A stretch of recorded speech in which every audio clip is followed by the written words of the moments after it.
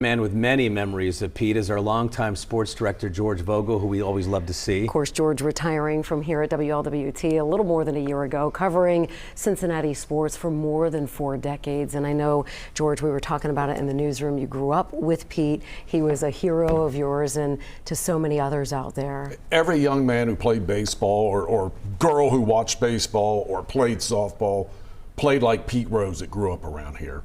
You know, local guy, played the game the right way on the field, played hard. Kids would get in that little crouch that Pete did. Kids would try to be switch hitters, which Pete did. Kids would run down the first base on a base on balls that Pete did. They would slide head first. And then Pete also, of course, in that All-Star game, ran over catcher Ray Fosse in the 1970 All-Star game that was right here in Cincinnati and won the game in extra innings with that run.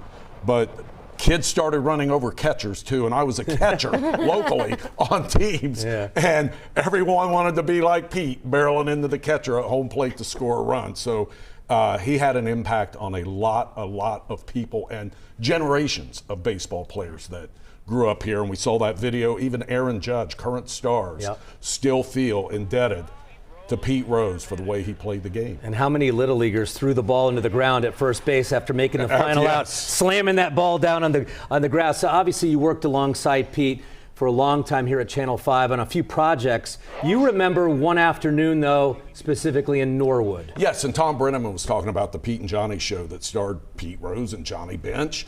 And it was a phenomenal show, a phenomenal time to be in television. And we are shooting with Pete and Johnny out at a little delicatessen in Norwood.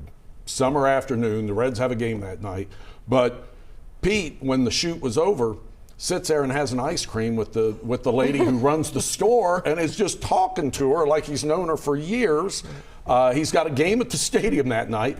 People are coming in going, what is Pete Rose doing at this store in Norwood? And Pete's sitting there with an ice cream, a drumstick, talking to anybody and everybody who came in that place. And then around 3:30, he figured it's probably time to get down to the ballpark because I got to manage a game tonight. But he was that kind of way. He would connect with people and fans. Charles was kind of saying the same thing, people who would come into his memorabilia store when Pete was there. You know, look, I think one of the hardest things is when we get to know people and we like them personally, and then maybe they get in trouble. So he's your hero. You had to cover, of course, the gambling scandal, him then being the lifetime ban in 1989. What was that like? It was unbelievable because he just got the all-time hits record.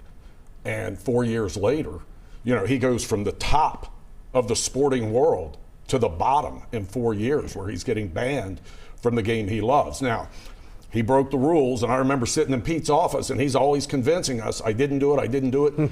He would sit there, and you would believe him. You'd walk out of that office and say, maybe he didn't do it. And then the Dowd report comes out, and after reading 15 pages of that, I'm like, that's it. It's over. And it was. And to see that happen, it was very sad. Brought a lot of it, if not all of it, on himself. But, you know, he was out of the game permanently. I feel like the first decade, Pete didn't really own up to it.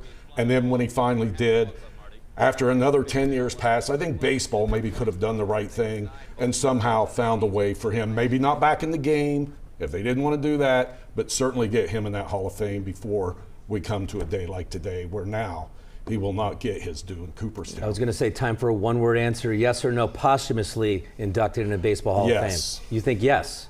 Will it happen? No. Maybe not in the next 5 years, but I have to believe 4,256 hits. We love seeing you, you know that. Good to be here, but I just wish it wasn't, I know. You know, and best to Pete's children, Pete Jr., Tyler, Fawn, Kara.